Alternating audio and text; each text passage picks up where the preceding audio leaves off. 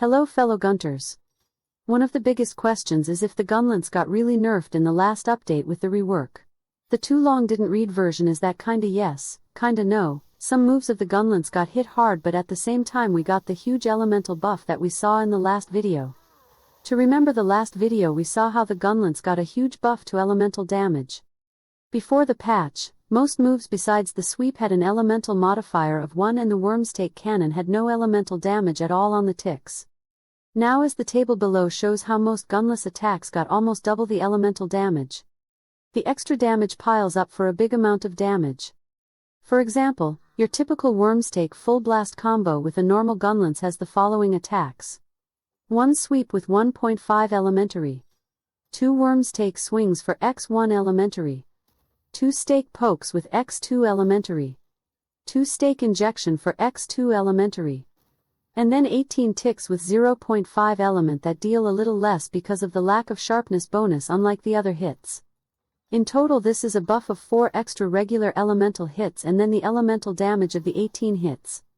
Looking at the previous table, using the elemental damage using a Arshan normal Gunlance with 40 base elementary, we see that the buff is of 13.84 times and then 6 damage 18 times for a big total of 163.2 damage. Of course this damage will vary depending on the elemental hit zone, but still we are getting 107 damage in a 20% hit zone and even 54 extra damage in a lousy 10% zone. Furthermore, the stake ticks for all 3 types got a small buff. The one for long Gunlance is 15% extra damage on each tick, while the normal and wide looks around 10% add or take 1%. That is like 2 damage per tick. That would be 36 extra in the 80% hit zone. Not a big thing but good anyways. That is the bright side. Now what I didn't look into was the shelling buffs and nerfs. Comparing footage that I recorded before and after the changes using the classic top 3 of Zoshia, Gark and White Gunlances, we can see that some moves got huge nerfs while others got no hit or even a small buff.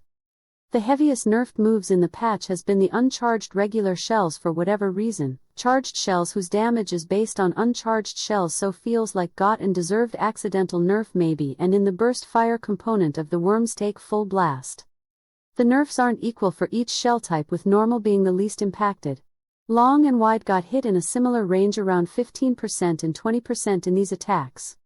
Meanwhile the stand-alone buff fire got virtually untouched for all shell types and even got a bit stronger on normal, that also has the advantage of either White Flame or using an Arshan Gunlance with more attack and slots. Wyvern fire also got untouched or buffed, and the explosion of the stakes on Wormstake full blast also got a small buff. With all this we can apply some formulas and calculate how much damage from the shell attacks have been lost. We see that the biggest loser is wide, but still comes a lot on top of the other two because how much stronger is each Wyvern fire.